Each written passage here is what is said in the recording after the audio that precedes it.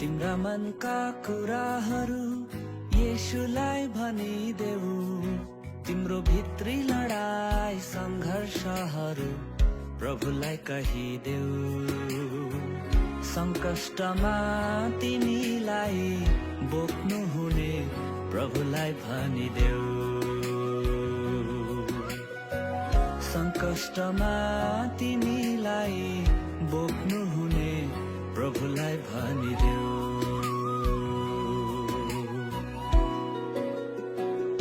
तिम्रो आँसु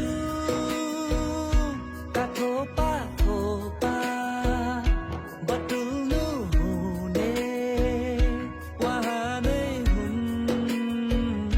तिम्रो खुसीहरूको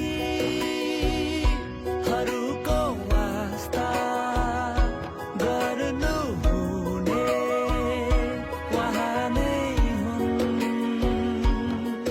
तिम्रा मनका